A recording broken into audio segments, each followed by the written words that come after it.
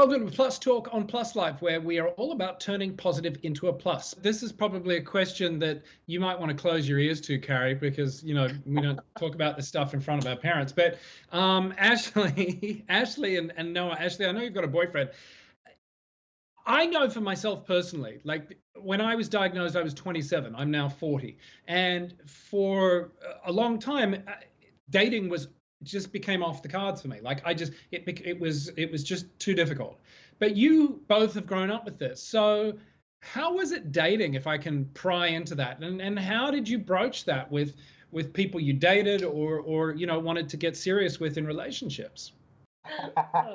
um, I think the first step, and I think I actually mentioned this already, is just kind of being confident in yourself and really educating yourself before you go about and do anything that might be deemed risky or deemed different. Because at whatever age, so even when I was first started dating or first had a girlfriend, I wasn't sure. Like, can I have kids? Can I kiss a girl? Can I hold their hand? Can I do anything? And it was just asking those questions for myself. Both I'd ask my mom, I'd ask my doctor, I'd ask a friend who's also positive, or ask I would ask Ashley. Then that's again not no no. But it's just being kind of educating yourself and being aware. And once I did ask those questions, it's kind of obviously trying to communicate that to someone you're interested in, and that can be hard in many situations. And at first, I've had successful relationships where I was able to disclose, and before the ways I would disclose is just ask them questions or kind of seeing their opinions on HIV in general. As I got older, and it's really thankful that Ashley is a public speaker, and I actually show them Ashley's videos. It's like, yeah, this is my sister. She does public speaking. I wouldn't say anything, and they're like, oh, okay, wow, and they would see it, and they would get educated a little bit. And again, this is when I'm a little bit older at the time, and I felt like that was a great gateway to uh, open up that conversation. Right, Um, right. yeah, it's just trying, and then also accepting when people aren't okay with it, and being okay with that, being okay with saying, I respect your opinion, and although I might try to educate you, and if you still feel like this is a risk or if you feel unsafe, then I can't be angry because that's just how they feel. So it's Yeah. still hard, and it's still a barrier for me to try to overcome that and try to open myself up enough to have those conversations. But it also makes me a little bit more picky when I try to choose partners, just in general, and trying to appreciate that person, and like have a little bit more respect for that person before I try to make more of him. So Yeah, I that's mean that's an incredibly mature outlook for anyone of any age to take all that. What about you, Ashley? You've got a boyfriend there. You're all happy.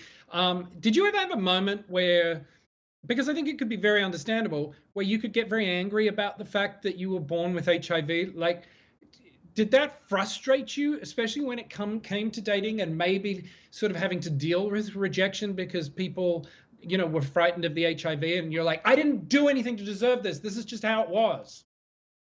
I mean, yeah, is, already hard, and then adding HIV into the mix, and then like dating and boys, and you're like, oh my God, how am I ever gonna, ever have a relationship? It's one of those things you have to like struggle with, but like Noah said, like coming into your own.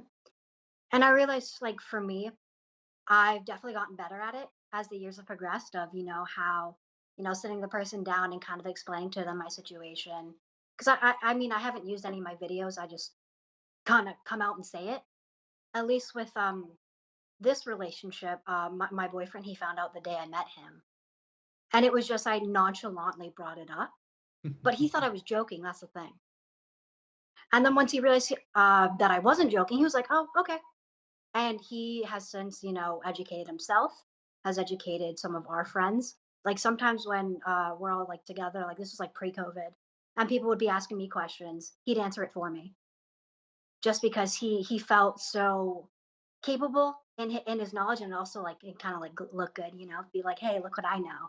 But I think it's great that, like, I mean, if you find someone that's so willing and so open to have these conversations with you, it was hard to realize growing up.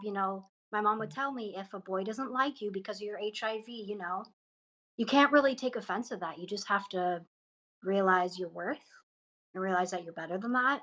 And so one of the things that obviously I look for in any partner is, making sure they're okay with my state, like my status, because, if they aren't okay with that small little fraction of me, then why, should they deserve all of me? I So it's love that. really been like Noah said, we got to be picky, because, not everybody is as open and accepting, but when you find those people, like, it is great. Listen, there's nothing wrong with being picky when it comes to picking a partner.